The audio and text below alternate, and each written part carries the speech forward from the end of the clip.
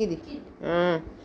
بسم الله الرحمن الرحيم. اللهم صل وسلم وبارك على سيدنا محمد. النهاردة قلت أعمل معاكم أول فيديو وهو الشكشوكة على طريقة أمي الله يحفظ عنها ويدى صحتها، وعلى طريقة ستي. وأتمنى يا رب كده تشتركوا في القناة فضلا وليس أمرا عشان أكبر بيكم ومعاكم يا أخواتي في الله. ويا رب كل اللي يحط لي لايك يجعل في ميزان حسناته ويجعل الفرح قدامه والسعادة خدامه. وأشكر كل اللي يخش في قناته ويشترك إن شاء الله. وأتمنى أنكم تشتركوا في قناتي وأكبر بكم ومعاكم. النهاردة عملت معاكم أول فيديو في قناتي الجديدة. هو فيديو الشكشوكة. يا رب إن شاء الله كده فيديوهاتي تعجبكم، وإن شاء الله كده وأكون عند حسن ظنكم إن شاء الله، وتشرفوني وتنوروني وتكتروني في قناتي. قلت أعمل معاكم فيديو الشكشوكة. النهاردة جايبة 5 طماطمات، وده فلفل من اللي هو الفلفل الحراق لما تبقى حمرا، لما نسخنوها شطة حمرا بس ما استوتش. شايفين بوريلكم أنا وحطاهم في الفريزر بصراحة، مقطعاه كده وحطاه في الفريزر. وفلفليا تنين فلفل رومي وبصلاية واحدة.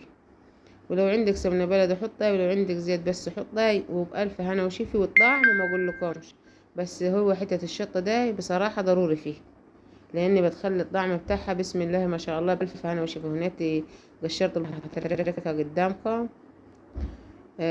لازم الواحد كده لما يجي يعمل حاجة يسمي يقول بسم الله الرحمن الرحيم، اللهم زد وبارك، بسم الله ما شاء الله. وبألف هنا وشفا علينا وعليكم إن شاء الله. تركت البصلة اللي معاكم مديني على نصين، وهحط لها شرطتين كده في النص عشان تبقى البصلة بتاعتها حلوة كده، يعني مش المكعب بتاعها كبير ولا حاجة، بل بالعكس تبقى حلوة كده وسط. وبألف هنا وشفا علينا وعليكم إن شاء الله. أتمنى لو وصلتوا معي لحد هنا تشتركوا في القناة فضلا وليس أمرا، وتحطوا اللايك، صلوا على نبينا الزين، وحطوا اللايك بيدكم الهنية. وبشكر ان شاء الله كل اللي يشرفني في قناتي. تركت هناك اول نص بصلايه، ودي هترك التاني معاكم. البصلايه فلتت من السكينه ما عليهاش، غصب عني، لاني عاوزه اعمله بسرعه كديت عشان ولدي يلحق يتعشي. ربنا يخلولي ويبارك لي فيه. واول مره يبعد عني، هو في اولى ثانوي، اول مره يبعد عني، والحمد لله قضاله 15 يوم بعد عني وجي. يا رب يخليهولي ويخلي كل واحدة أولادها، ويخلي كل واحدة صاحب بيتي، ويجبر بخاطركم فيهم، ويتجبر يتعجب له أهل السماوات والأرض.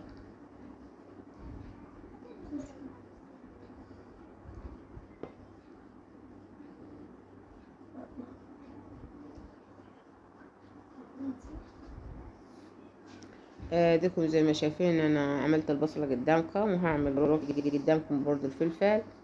بوريكم إن هنا بعد ما قطعت البصلة شايفين الفلفل بعد ما قطعوا المكعبات ده راح أقطعه مكعبات صغيرة. والحتة ده برضو مش هرميها، هقطعها برضو، هرمي البذرة دي في الزبالة واخدها هي. عزكم الله. شايفين لازم تقطعوا مكعبات حلوة كده. بس انا كانت الشطة اللي هو الفلفل كان قاعد عندي في التلاجة، فتحسها كده زي يعني مش الموردنة اللي هي جاية من الغيط درك، لا، عشان هما كان الشطة دول في التلاجة عندي، فقلت اعمل بيهم. والحمد لله يعني. والف هنا وشوف علينا وعليكم يا رب. ان شاء الله كده الفيديو يعجبكم من رضاكم. انا بقطعهم القطع ديت، وبعد كده هقطعهم قطع صغير بعد كده، مش هخليهم يعني اديكم زي ما انتم شايفيني بعد ما القطع كبار معايا بقطعهم قطع صغير ما يعملش حاجه. بألف هنا وشفي. يا رب ان شاء الله كده تجربوها وتعجبكم، وانتوا تحكموا عليها بنفسكم، وتردوا عليها ان شاء الله في الكومنتات وفي التعليقات. يا رب ان شاء الله كده الفيديو يعجبكم من رضاكم. هنا تبورهم لكم ان انا بعد ما قطعتها، والطبق كنت حطها على البوتاجاز تسخن، فقلت يعني عبال ما هنا كديتي نزلت بالبصلة، وهحط لها شوية ملح عشان ما بحبش البصلة تبقى مصننة مني ولا حاجة. بحس نفسي كده مش لازم بعد ما اعمل البصلة لازم احط لها ملح. وما كانش والله عندي لا ولا شطة ولا كزبرة ولا حاجة. بس حطيت لها الشطات اللي هم دول الشطة دايما تبقى شطة حمرا، المنصحنات تبقى شطة حمرا، بس لسه هي مستويش في شجرتي، وكنت حاطاهم في الفريزر مع مقطعين، حاطاهم في الفريزر في البرطمان زي ما انا وريتهولكم في الاول الفيديو. وما تنسوش ان شاء الله كده تشتركوا في القناه فضلا من السمر، وتحطوا اللايك. هنيتي برضه بعد ما قطعتهم بوريهم لكم. هقطع الطماطم دول بس مش هاخدهم كلهم، هسيب واحده بس منيها. ونقطعهم مكعبات برضو، وبألف هنا وشوف. لو عندكم صلصة من اللي هي الصلصة بتاعت الدكان المعلبي حطوا معلقة منيه. لو ما عندكم تقدر تقضي الغرض، والحمد لله. وبألف هنا وشوف علينا وعليكم، ويا رب كده تاكلوها بالصحة والعافية والراحة وراحة البال إن شاء الله. ويخليلكم كده أولادكم وجوزكم وكل حد يخليله حبيبه. وبسم الله ما شاء الله بصراحة الطعم بتاعها في حتة تانية خالص. بسم الله ما شاء الله، اللهم بارك. هناتي برضك زي ما انا قلت لكم هقطعها مكعبات كلها. فانا كنت حاطه قدامكم 5 في الطبق، مش هحطهم ال5، هخلي واحده واحط ال4 زينين. وبسم الله ما شاء الله بصراحه، والطريقه بتاعتي تعمليه مش عاوزه تبطليه. وان شاء الله لو في نصيب هعملها معاكم تاني وتالت، بس ان شاء الله كده ايه. انا الدور دي عملتها لكم فيديو وحده، ان شاء الله الدور دي اعمل معاها اي حاجه تاني واوريها لكم. شايفين هناتي بصراحة النظامة كانت طرية شوية، فمسكتها تركتها على يدي. وبألف هنا وشوف علينا وعليكم، زي ما انتوا وريتكم اهو مكعبات حلوة. ان شاء الله تاكلوها بالصحة والراحة يا رب، وجربوها وقولوا لي رأيكم. جربوها بنفس الطريقة اللي انا عاملاها. ولو عندكم قرن فلفل اللي هو الحامي ديتاي حطوا، لو ما عندكم شاي حطوا من الشطة الحمراء. انا ما كانش عندي من الفلفل الكبير الحامي، فحطيت من اللي هو الصغير ديت لما يبقى شطة حمراء، بعد ما تستوي في شجرتها بتبقى شطة حمراء ده. فحطيت منيه، وبسم الله ما شاء الله بألف انا وشوف علينا وعليكم ان شاء الله. شايفين البصل ما شاء الله، والريحة بتاعتي في حتة تانية في منتهى الجمال، اللهم بارك. اهي الشطة لازم تديها كده، تديها قلبتين او تشويحتين على حسب ما انت بتقوله، وبعد كده تنزل بالفلفل اللي هو الروم الغليظ برضو، تاخد لها تشويحة برضو. وبألف هنا وشفا علينا وعليكم يا رب. ان شاء الله كده الفيديو يعجبكم من الرضاقة. شايفين ما شاء الله الريحة بتاعت الفلفل الحامي وتحت الفلفل العامل، اللهم بارك اللهم بارك. بألف هنا وشفا علينا وعليكم. نزلت ديني قدامكم هات طماطم تسبك كده، ونحط عليها البياض.